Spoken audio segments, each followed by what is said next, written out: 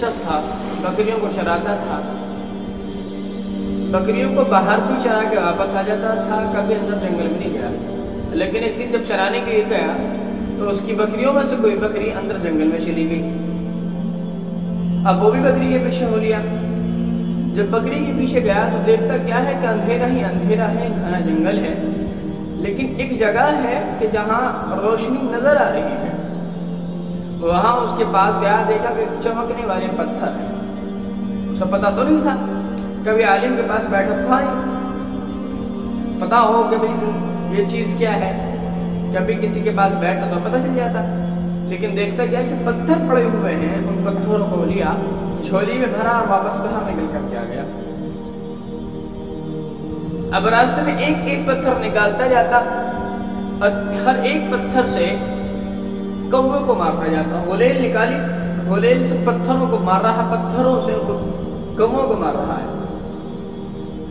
وہ کہتے ہیں کہ سارے پتھر اس نے ختم کر دیے، جب آخری کا پتھر تھا تو جب اس نے غلیل میں لگایا مارنے کے لیے تو کوئی سنیا گر، جسے ہمارے یہاں سنار بول دیتے ہیں، سونے کی پرکھ کرنے والا، زرگر،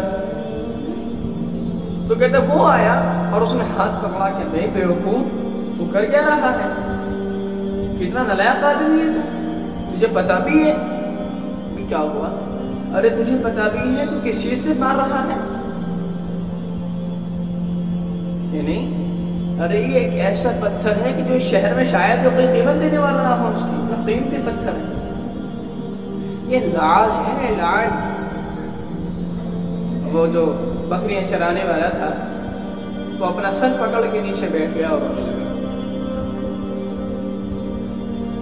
سنار اس زرگر کہنے لگا کہ بھئی اب کیا ہوا، اب کیوں رو رہے ہو؟ کہنے لگا کہ تو نے ایک پتھر بچایا ہے ضائع کرنے سے مجھے، اور تو اتنا ڈانٹ رہا ہے، میں تو کتنی پتھر چلا چکا ہوں، ضائع کر چکا ہوں۔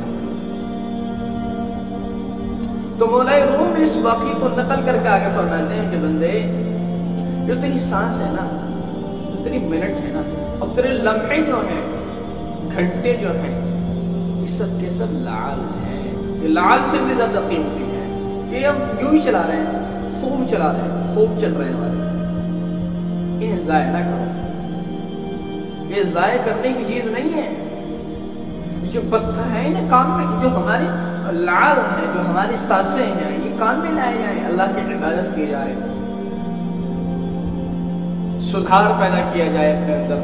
ہاں جبھی تو ایک واقعہ اور نقل کرتا ہوں، ایک واقعہ ذکر کر رہے تھے مولانا صاحب، فرماتے کہ ہمارے دوست ہیں سعودیہ میں کام کرتے ہیں، پھر 7ویں منزل پہ کام کر رہے تھے۔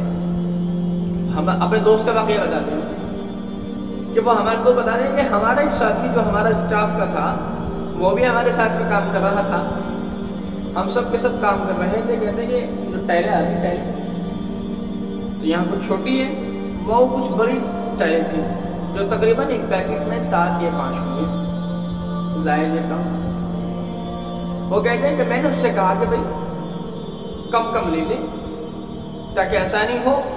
اس نے کہا کہ نہیں، میں زوروں میں ہوں، میں سنبھال لوں گا۔ 7ویں منزل پہ کام کر رہے ہیں۔ وہ کہتے ہیں کہ میں نے بھی اسے روکنا چاہا، لیکن اس جو وزن تھا ٹائلوں کا اسے سنبھالا نہ گیا اور وہ پیچھے گر گیا، 7ویں منزل سے دھڑام سے کے پیچھے گر گیا۔ وہ کہتے ہیں کہ ہم اور ہمارا سارا اسٹاف نیچے اتر کے آیا، ہم نے دیکھا کہ بھائی معاملہ خراب ہو گیا ہے، پتہ نہیں بچے گا نہیں بچے گا۔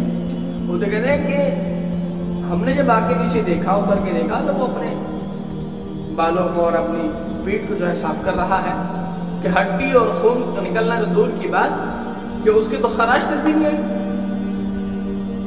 اب وہی ہماری لوگوں کی عادت ہے نا کہ بھائی دعوت دو، تمہاری جان ملی تو تمہیں نئی جان ملی ہے، تمہارے تو مزہ آ گئی کہ نئی زندگی ملی ہے۔ اب وہ بھی خوش ہوا کہ ہاں بھائی مجھے بھی نئی زندگی ملی ہے۔ ہاں اللہ معاملات میں بڑے پکے ہیں، وہ جیسا چاہتا ہے ایسا ہوتا ہے۔ انما امرہ اذا اراد شیئا ان یقول له کن فیکون، وہ جس چیز کو چاہتا ہے جیسے چاہتا ہے وہ معاملات میں طرف پکا۔ کبھی آم کے پیڑ پہ سیب نہیں آیا، کبھی سیب کے پیڑ پہ آم نہیں آتا، ہرا کیسا بنایا؟ ہرا رنگ ہرا ہے، نیلا نیلا ہے، کوئی کمی نہیں ہے، کوئی ڈیزائن ہی نہیں ہے، کوئی نہ انجینئر ہے نہ کوئی بڑا پڑھا لکھا آدمی، اللہ نے بنائے ہیں، کوئی کمی ہے ہی نہیں اس کے، معاملات بڑا پکا ہے۔ فرماتے ہیں کہ وہ خوش ہونے لگا اور خوشیاں، اور ہاں خوشی کی تو بات ہے، وہ کہنے لگے ان کے دوست کہ ہمارے جہاں ہم کام کر رہے تھے بلڈنگ عمارت جو تھی اسی کے سامنے دکان اور بیکری کی، مٹھائی کی۔ اب اس نے دیکھا کہ سامنے دکان ہے، کہ فوراً نہ ادھر دیکھا نہ ادھر دیکھا، فوراً خوشی میں بھاگتا ہوا آگے گیا تو دیکھا کہ ایک طرف ٹرول آ رہا تھا، اس کو گھسٹ کے لے گیا، اس کو بالکل زمین سے ملا۔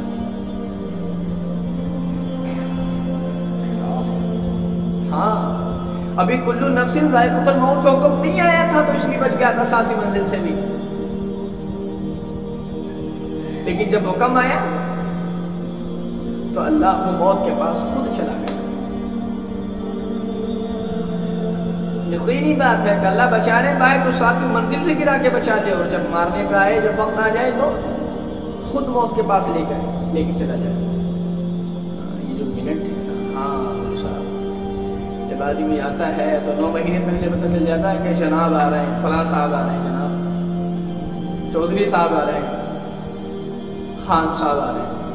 جب جاتا ہے 9 سیکنڈ پہلے بھی پتہ نہیں چلتا کہ ہاں یہ آخری، اس کی جو باتیں ہو رہی ہیں آخری بار بات ہو رہی ہے، جو آنکھ کھل رہی دوبارہ کھولے گا ہی نہیں، جو بات زبان سے نکل رہی دوبارہ بات بولے گا ہی نہیں، پتہ ہی نہیں چلتا کسی کو کہ جناب یہ جانے والے۔ جب آئے تھے تو بڑی خوشی تھی، ماما بھی تھے، پھوپھی بھی تھی، نانا بھی تھے، نانی بھی تھی، تمام لوگ آ رہے، مٹھائیاں بانٹی جا رہی تھی۔